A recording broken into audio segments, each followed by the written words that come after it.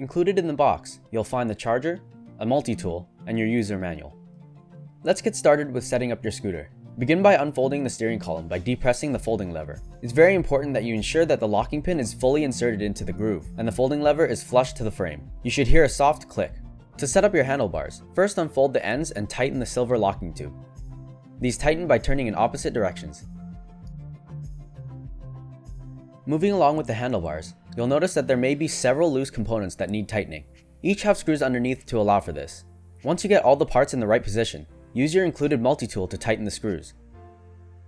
Use this time to set all your levers and buttons to a position that's comfortable for you and suits your riding style.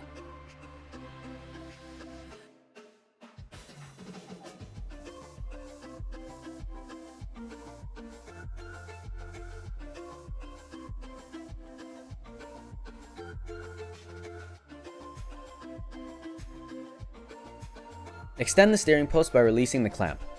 Once you've reached your desired riding height, tighten the clamp by adjusting the twisting knob and ensure that the steering post is secure before riding. Press and hold down the red power button to turn on the display. Hold down the mode button to turn on the scooter's front and rear lights. Hold it again to turn them off. Pressing mode will cycle through the speed modes from 1 to 3. Each mode offers a different max speed. Just like on the EVOLV Pro, pressing the power button cycles between your odometer, trip, and battery voltage. The battery bars read voltage, so it's normal to see them drop when the motors are engaged. To access your scooter's settings, hold down both power and mode. To cycle through different pages, use the power button, and to make any changes, press mode. Note that pressing mode only increases values. To reverse the direction, hold down power. It's best not to change any of these values unless you know exactly what you're doing. Hold down both power and mode to exit the menu, and just hold the power button to turn off the display. Let's go over charging your scooter. Always plug your charger into the wall first. Notice that there's a notch in the plug and a notch in the socket. These need to be lined up before they go together. If the plug doesn't go in easily, rotate it until it does. Don't force it. Use the screw lock to prevent accidental removal.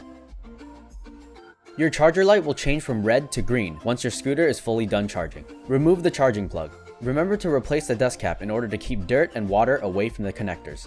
It's important that you always try to keep your tires inflated to the recommended pressure. For the Tour, that's about 50 psi. It's good to check the pressure at least once a week.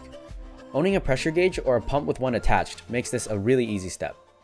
Doing this and other regular preventative maintenance, like checking the tightness of screws and nuts on your scooter, will help prevent flats, giving you a smoother ride and keeping you on the road for longer.